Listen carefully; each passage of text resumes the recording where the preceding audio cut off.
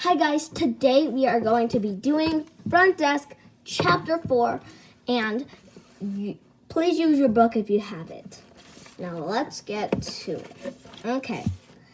Hanksworth thrashed around inside of me. Mr. Yao was strict, sure, maybe even a little dramatic, but cold for a heart? Hank couldn't possibly be right. This was a man who trusted us with his motel, was letting us live here for free, and was paying us $150 a day. The first thing, the next day, I intended on setting Hank straight. But when the morning came, my mother had other plans. "Let's go see your new school today," she announced. I groaned. Another grade, another year as a new girl? When you moved as much as I have, checking out schools is like checking out shoe polish. So far, I've gone to 4 different schools for 5 different grades.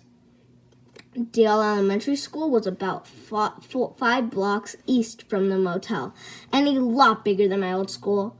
It was late August, so classes didn't start for a couple of days. As my mom and I walked across the big empty parking lot, I wondered what kind of kids went there. Nice kids, I hoped. When we pushed open the doors to the office and the receptionist, a blonde lady with big curls that bounced as she moved her head looked very surprised to see us. "Can I help you?" she asked. "Hi, I want to sign my daughter up for school. We just moved here," said my mom. The receptionist looked me up and down. I wriggled my tattered pants and a big t-shirt from Goodwill. "I see," she said. She pushed a button on her desk and said, "Principal Evans, we have a new student here to see you."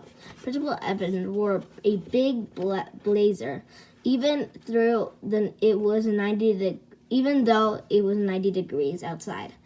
She looked like my mother calls a powerful white lady. She insisted on taking us of a tour of the school, even though my mom said we didn't need a tour. I could tell she was very anxious to get back to the motel.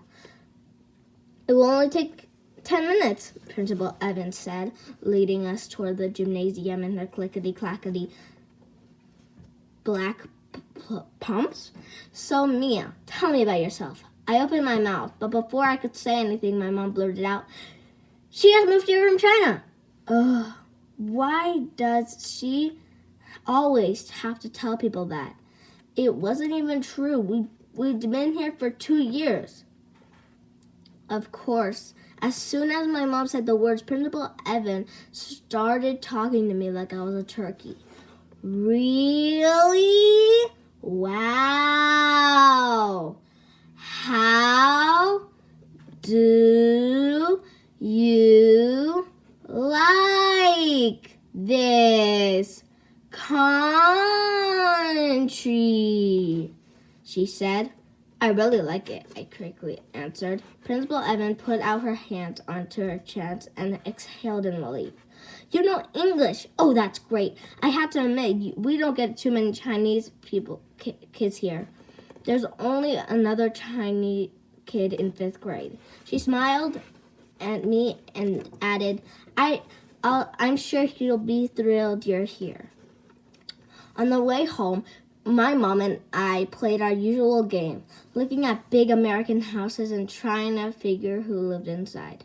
"A family with 2 girls, my mom said, pointing to that pink curtain upstairs. "And a cat," I said. There was a little door up in front. I turned to my mom. "Hey, why did you have to tell the principal I just got here from China?" "So she cut you some slack." I stopped peering into the houses and peered at my mom. "What do you mean?" "You heard what she said. There was only 2 Chinese kids in your grade." So that probably means most of the kids are white. So they'll be better than you in English. "They'll be way better than you in English," my mom said, matter-of-factly. I looked at the ground. Not necessarily, I said. I might not speak a native English like Jason, but my English was a lot better than when I first came, I think. Plus, I liked English. I liked how you could say a train of thought or a blanket of snow, which you couldn't say in Chinese. But it didn't matter how much I liked English. My mom had already decided, necessarily, she said. I hope you come back for chapter 5. Bye-bye.